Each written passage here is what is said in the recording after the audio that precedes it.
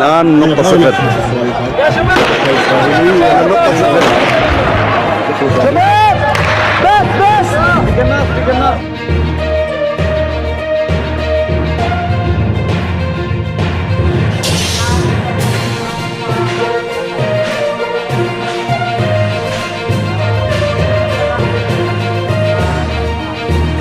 कौमी लीडर अपनी कौम के साथ किस तरह धोखा करते हैं, किस तरह मजहबी रहनुमा पॉलिटिकल नेता बन जाते हैं और किस तरह पूरी कौम को बेवकूफ़ बनाया जाता है।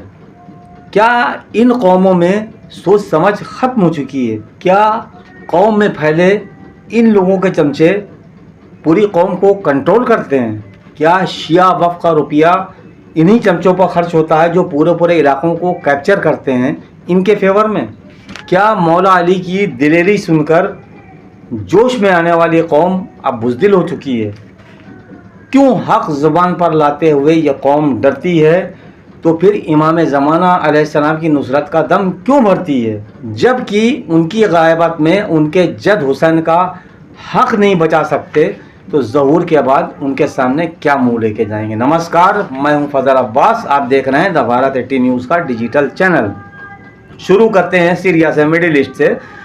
सीरिया हो या भारत, इसराइल हो या ईरान, शिया सुन्नी मौलवियों को पॉलिटिकल बनाकर इनको हथियार की तरह इन्हीं की कौम के ख़िलाफ़ इस्तेमाल किया जाता है। आपने देखा होगा ISIS का एक आतंकी जुलानी के जो अपने आतंकी गुट के साथ सीरिया में विद्रोह करता है और किस तरह से शिया और सुन्नियों को लड़ाने की साजिश की जाती है। मैं आपको पहले बता चुका हूँ अलवाइट के नाम पर कि ये काफिर है, इनको मारो। और दूसरी तरफ ड्रूस से सुन्नियों को मरवाया जाता है। अब आप ये ध्यान रखिएगा कि कौमी लीडर ही ज़्यादातर अपनी कौम को मरवाते हैं। हर इंसान आयतुल्लाह अली ख़ामनई नहीं बन सकता, वो सादात की औलाद हैं और सादात हमेशा मुसलमानों के लिए सीना सिपर रहे, ये याद रहे। 3 दिन सीरिया में जो संघर्ष चला सुविधा इलाके में, उसमें काफ़ी भारी मात्रा में शिया और सुन्नी दोनों बेगुनाह बच्चे, औरतें और आदमी मारे गए। जिसके बाद अब जुलानी सरकार ने संघर्ष विराम की घोषणा कर दी है। जब तुझे संघर्ष विराम की घोषणा करने की थी तो तूने ये दंगे होने क्यों दिए, पहले क्यों नहीं कंट्रोल किए गए? इसका मतलब ये सब कुछ प्रायोजित था, आप इसको समझ लिए। ये भी बताते चलें कि लेबनान से एक सुन्नियों का बहुत बड़ा जत्था कि जो ईरान समर्थित है, वो इन कबालाई अरब सुन्नियों की और शियों की मदद के लिए लेबनान से निकल चुका है। और ये झड़पें अभी ख़त्म नहीं हुई हैं। खाली जुलानी ने ऐलान किया संघर्ष विराम का, इसको अभी दोनों पक्षों में माना नहीं है, क्योंकि पश्चिमी मीडिया और वेस्टर्न मीडिया से निकल के आना सही खबरें एक समझ लिए कि अंधेरे में सुई ढूंढने के बराबर है। ये जो खबरें लेके आते हैं हम, इसके लिए बड़ा एनालिसिस करना पड़ता है, इसकी जांच करना पड़ती है, तब आपके सामने लेकर हाजिर होते हैं। तो ये तो हो गया सीरिया का कि अभी वहाँ झड़पें चल नहीं है, अभी संघर्ष विराम का ऐलान हुआ है, लेकिन मुकम्मल तौर पर संघर्ष विराम नहीं हुआ है। इजराइल के हमले फ़िलिस्तीन पर वैसे ही जारी हैं। इजराइल जो है सीरिया पर वैसे ही हमले कर रहा है जैसे वो कर रहा था। अरब ममालिक केवल निंदा ही कर रहे हैं, ये ध्यान रहे। इसी तरह भारत में देखेंगे कि एक मौलाना का परिवार जो मौजूदा सत्ताधारी पार्टी का सबसे बड़ा सपोर्टर माना जाता है। अब आप जब गौर से देखेंगे तो आप देखेंगे कि इन्हीं का भांजा भाजपा में किसी पद के ऊपर भी, और भाजपा में इनकी अच्छी पकड़ और अच्छी पैठ है। लेकिन यही जब वक्फ अमेंडमेंट बिल आता है तो आप देखें किस तरह नाटकीय ढंग से प्रायोजित, ऐसे ही कौम को दिखाने के लिए, दिल बनाने के लिए छोटे मोटे प्रोटेस्ट करके मामला ख़त्म हो जाता है। कुछ ऐसी बयानबाजियाँ की जाती हैं कि जो गोदी मीडिया जिनको बहुत हाईलाइट कर देती है, ये दिखाने के लिए कि देखिए एक शिया उलमा कितना ज़बरदस्त विरोध कर रहा है, जबकि वो सब एक नाटकीय ढंग से होता है, उसमें हकीकत कुछ नहीं होती। अगर हकीकत होती और कौम परस्ती होती तो गरीब शियों को ज़मीनें दी जाती, लीज ना की जाती, लीज का प्रोसेस ना होता। ये याद रखिएगा अपने जहन में। अब चलते हैं आगे। ये सोचें कि किस तरह जब वसीम रिजवी का कार्यकाल था, उसको लाने वाले भी यही थे। वसीम रिजवी के कार्यकाल में किस तरह ये कहते थे, पानी पी पी के कोसते थे कि ये मलून जाए, ये मुर्तद जाए और वक्फ मेरे हाथ में आए तो मैं एक एक शिया अंजुमन को एक एक वक्फ दूंगा। अब आप बताइए कि आप वक्फ के सरपरस्त भी बन गए, वक्फ आपके हाथ में भी आ गया, आपका दामाद चेयरमैन भी बन गया और कितने साल उसका कार्यकाल भी रहा। इतने पीरियड में आप ये बताइए किस शिया अंजुमन को इन्होंने वक्फ दिया? वक्फ किसको दिया?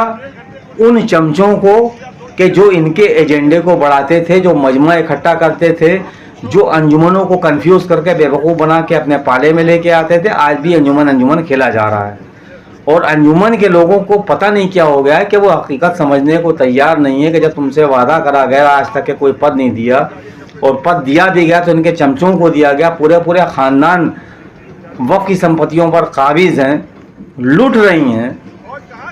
आप समझिए बात को और आपकी कहीं से आंखें नहीं खुल रही हैं। ठीक है, इमाम हुसैन अलैहिस्सलाम का रोज़ा बने, उसका कोई विरोध नहीं करता। 100 रोज़े बने हम करें, लखनऊ को आप करबला बना दिए। लेकिन आप ये बताइए कि जो वक्फ का रुपया है, जो करोड़ों रुपया आया, ये गया कहाँ?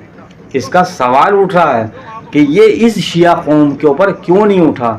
आप अगर गौर करेंगे कि जो मस्जिदें, दरगाहें और इमाम बाड़े हैं, उसके वक्फ करने वाले वक्फकर्ता ने जो अपनी मंशा लिखी थी, यानी कि कंडीशन मर्जी लिखी जाती है कि ये मैं जो वक्फ कर रहा हूँ तो इससे आने वाली कमाई से अच्छा तबर्रुक बढ़ेगा, इसका डेवलपमेंट होगा, इसको सजाया जाएगा। आज क्या हो रहा है? उस पैसा जा रहा है वक्फ की जेब में, वो जा रहा है वक्फ मुतवल्लियों की जेब में। अब आप बताइए जो डेवलपमेंट रोज़ों में हो रहे हैं वो करा रहे हैं शिया कौम के ज़ायरीन, वो चाहे लखनऊ के हों चाहे बाहर के। मुतवल्ली क्या कर रहे हैं आप ज़रा सोचिए। अब आप एक शादाब आगा को ना लिए, उसके जैसा ईमानदार आदमी आपको दिखेगा भी नहीं। उसने काम करा है, ताल कटोरे में काम बोलता है, कोई भी जाकर देख सकता है, आंखों से देख सकता है कि पहले ताल कटोरे की कंडीशन क्या थी, अब क्या है। दरगाह में भी काम हुआ, दरगाह भी अच्छी सजाई गई। हकीकत ये है कि ज़रानी दरगाह का गेट भी बहुत खूबसूरत बन गया और दरगाह हज़रत अब्बास अलमदार का जो सहन था कि जहाँ गंदगी पड़ी रहती थी, कि जहाँ दुकानें इधर उधर पड़ी हुई अजीब बेशेब लगता था, आज वो भी खूबसूरत लग रहा है। जो काम जिसने किया उसकी तारीफ़ करना उसका हक बनता है, वरना मौला नाराज़ होंगे। सियासत और राजनीति अपनी जगह, जो हकीकत है वो ये। आप चलते हैं अज़ीमुल्लाह खां की करबला की तरफ।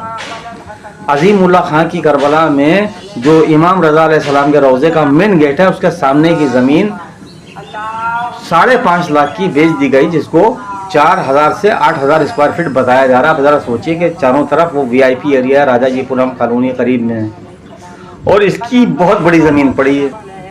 इसके वारिस मुन्नू की मेरे चैनल पर शरमबेरी में वीडियो पड़ी है, बयान है कि उसने कहा कि मैंने चेयरमैन और मौलाना दोनों से कहा कि अभी मैं ज़िंदा हूँ, आधी ज़मीन आप ले लिए, आधी ज़मीन गरीब शियों को देकर बसा दिए फ्री में।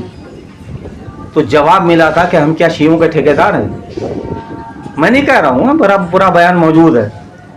वो मरहूम अल्लाह की बारगाह में हाज़िरी देने चला गया। यही अगर मान लेते तो आज गरीब शियों को ज़मीन मिल गई होती, लेकिन नहीं मिली। वफ़ अली जान की 85,000 बड़ी कंपनी को देने के लिए आपके पास सब कुछ है। यानी इससे ये पता चल रहा है कि आप कौम के कितने अच्छे रहनुमा हैं, कितने अच्छे लीडर हैं, कि जिस कौम ने आपके लिए लाठियाँ खाई, डंडे खाए, आपके प्रोटेस्ट में भाग लिया, मुकदमे अभी भी चल रहे हैं लोगों के, आज उस कौम के गरीबों को एक टुकड़ा ज़मीन मैसर नहीं है। बड़ी बड़ी ज़मीनों पर भू माफिया कब्ज़ा कर रहे हैं। और सबसे बड़ी बात कि जो शिया कौम 5 वक्त की नमाज में इमाम ज़माना को ज़हूर के लिए बुलाती है, पुकारती है, कहते हैं काफ़ी वक्त हो गया आए नहीं, तो आएंगे कैसे? जब तुम्हारे अंदर जिगर और दिलेरी है ही नहीं हक बोलने की, जब तुम घबरा जाते हो, डर जाते हो, तो तुम इमाम के साथ कैसे होगे? इमाम ज़हूर किसके भरोसे पे करेंगे?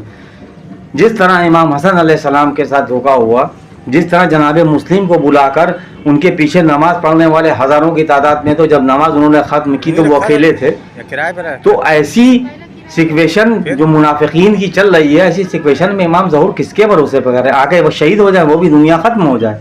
ऐसा नहीं होगा। अल्लाह का वादा है, पूरा होगा और वो हक परस्त भी हमारे ही आप में से निकल के आएंगे।